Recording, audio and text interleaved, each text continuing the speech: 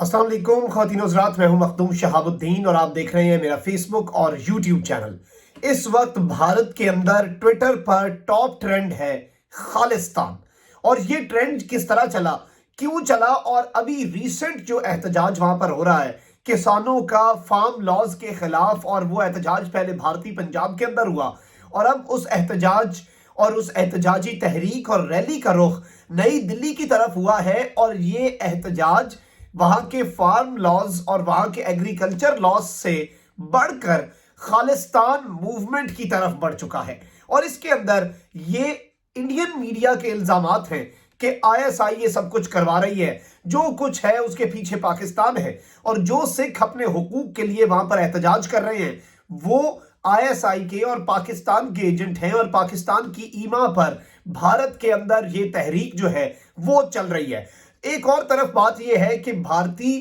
किसानों के बाद अब सिख जो है, सिख एक्टर्स हैं, सिख जो टॉप लीडरशिप है, मुख्तलिफ शोबा हाई जिंदगी में सिख जो अहम मकामात पर हैं, वो भी इस तहरीक का हिस्सा बन रहे हैं। और एक सिख अदाकार जो है उसने ये इंदिया भी दे दिया है कि ये तहरीक सिर्फ और सिर्फ फार्म लॉज नहीं बल्कि भारत का नक्शा बदलने तक जारी रहेगी। अब ये भारत के लिए बड़ी तशवीशनाक सूरत हाल है। आज की इस वीडियो में इस एहतजाज, ये जो फार्म लॉज है, ये एहतजाज कैसे शुरू हुआ, क्यों इतना मुतशद्दद हुआ,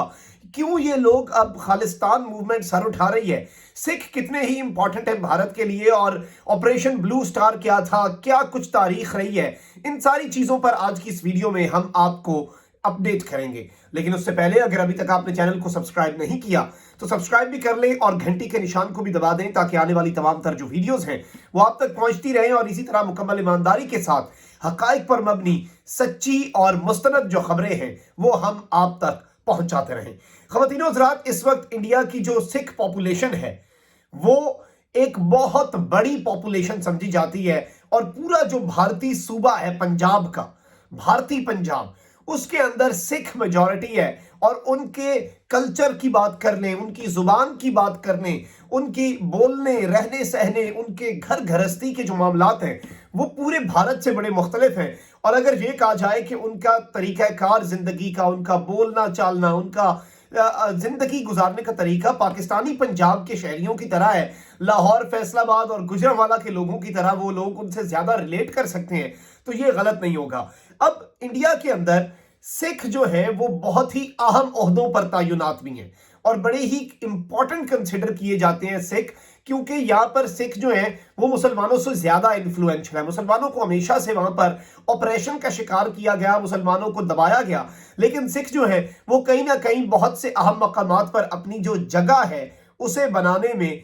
कामयाब रहे हैं। अब जो 77% पूरे इंडिया में सिख फैला हुआ है वो सिर्फ और सिर्फ पंजाब में रहता है, यानी जो इंडियन पंजाब है वो सबसे इंपॉर्टेंट है, और तकरीबन इसे 16 मिलियन लोग जो हैं वो सिर्फ और सिर्फ इंडियन पंजाब के अंदर वो है। अब अगर एक और दिलचस्प बात बताई जाए तो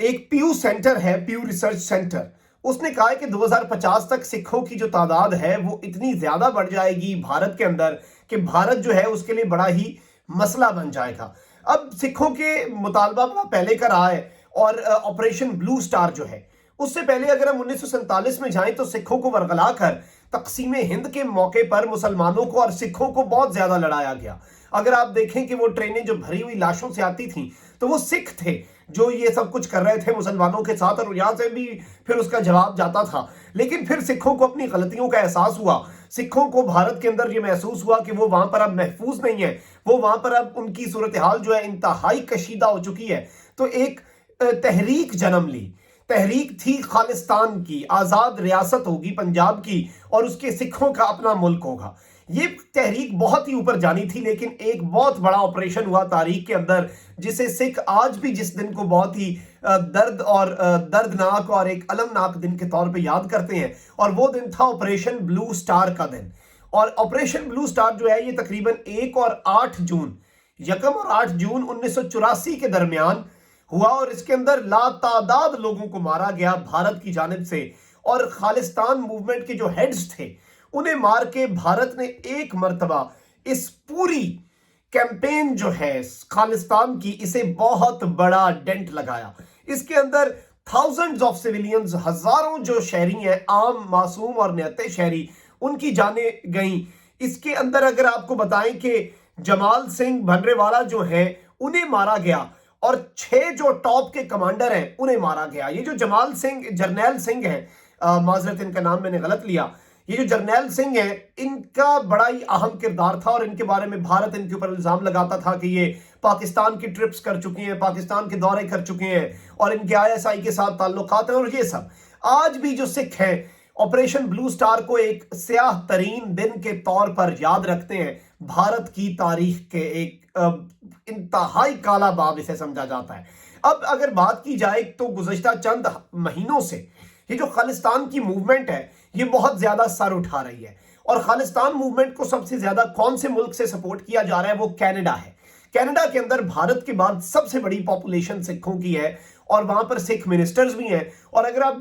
देखें तो जितने सिख लीडर्स हैं मेजॉरिटी वो कनाडा के अंदर सियासी पनाह लिए हुए हैं, जो खालिस्तान मूवमेंट के लीडर्स हैं जिन्हें भारत के अंदर नहीं लाया जाता और वो उन्हें वहां से जला वतन किया गया भारत के अंदर, तो वो एग्जाइल में कनाडा में रह के इस मूवमेंट को चला रहे हैं। और गुज़श्ता 30-40 साल ऑपरेशन ब्लू स्टार के बाद बड़ा सुकून रहा क्योंकि भारत के पास फहरिस्तें आ गई और चुन चुन के मारा गया, देख देख के मारा गया और पूरी मूवमेंट जो है उसका 8 दिन के अंदर, 1 हफ्ते का ये ऑपरेशन था, सर कुचल दिया गया। अब अगर बात की जाए कि रीसेंट प्रोटेस्ट कैसे शुरू हुए, क्योंकि एक चीज याद रखिएगा, आप तहरीक के लीडर्स को मार के तहरीक को दफना सकते हैं लेकिन वो जो सेंटिमेंट्स हैं लोगों के अंदर उन्हें आप खत्म नहीं कर सकते। इन्हीं सेंटिमेंट्स में मजीद इजाफा हुआ जब अभी रिसेंटली करतारपुर कॉरिडोर पाकिस्तान ने खोला। भारत उसके अंदर बड़ा रिलेक्टेंट था। बाबा गुरु नानक जी के जन्मदिन के तारीखी मौके पर पाकिस्तान ने अपने सिख भाइयों के लिए एक ये तारीखी इकदाम किया जो कि जिसकी मिसाल ही नहीं मिलती इंसानी तारीख में।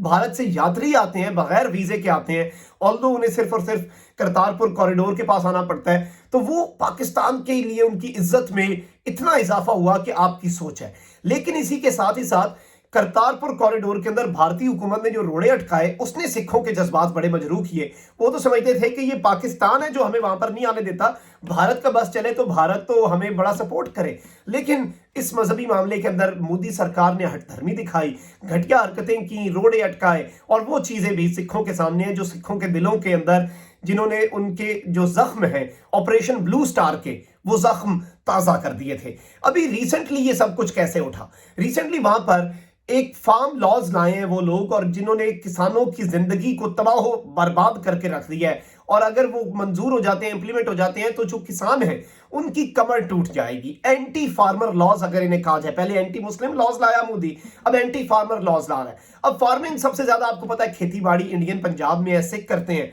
तो इसके खिलाफ सिख सरापा एहतजाज थे। एहतजाज बेसिकली भारतीय पंजाब से शुरू हुआ और भारतीय पंजाब से नई दिल्ली की तरफ मार्च करने वाले भारतीय सिख जो हैं उन्हें हरियाणा रियासत में रोका गया। ये हरियाणा की रियासत है जहां बीजेपी की हुकूमत है, मोदी सरकार की हुकूमत है। फिर इजाजत दी गई, बड़ा फड्डा हुआ, आपस में इनकी लड़ाइयां हुई, नई दिल्ली में डंडे चलाए गए, मगर भारतीय सिख जो है वो साबित कदम रहे और अभी तक साबित कदम है। अब भारतीय मीडिया खुद कह रहा है कि ये तहरीक जो है ये खालिस्तान की तहरीक में बदलती नजर आ रही है और इसका वावेला उस वक्त शुरू हुआ जब इस एहतजाज में शामिल एक भारतीय अदाकार जो है उसने मीडिया को एहतजाज के दौरान इंटरव्यू दिया और ये कहा कि ये सिर्फ किसानों के एहतजाज तक महदूद नहीं है, बल्कि ये जनूबी एशिया खासकर भारत जो है उसकी जोग्राफियाई तब्दीली का बाइस बन सकता है, यानी उसमें डेमोग्राफिक चेंज आ सकता है। और भारतीय मीडिया और हुकूमत इस इंटरव्यू पर जल चुकी है। इस एक्टर का नाम है जी दीप सिद्धू और इसने अपने आप के बारे में बताया गया है कि ये एक एक्टर है और opindia.com है, ये बड़ा उनका जरीदा है, न्यूज एजेंसी है इंडिया की। इसने इसके मुतालिक भी ये बातें कही, इसने कहा कि भाई ये तो अपने आप को फार्मर बता रहा है, ये तो एक एक्टर है और ये खालिस्तान सिंपैथाइजर है। और इसने बड़े ही प्रो खालिस्तान ग्रुप्स जो हैं उनकी टेररिस्ट एक्टिविटीज, भारत उन्हें दहशतगर्द कहता है खालिस्तान वालों को, उन्हें सपोर्ट भी किया है। और इसके अंदर इसे बुनियाद बनाकर, इसके इस बयान को बुनियाद बनाकर ये सिर्फ और सिर्फ वहां पर खालिस्तान मूवमेंट जो है उसे बदनाम करने की कोशिश कर रहे हैं। अलबत्ता एक बड़ी पीसफुल मूवमेंट है, सिख अपने रेफरेंडम की तरफ मुतालबात बढ़ा रहे हैं और रेफरेंडम कराना चाह रहे हैं, लेकिन ये लोग उसके ऊपर नहीं आ रहे। अब अभी रिसेंट इसकी क्या अपडेट है आज की, जो फार्मर्स हैं उनकी अमित शाह के साथ,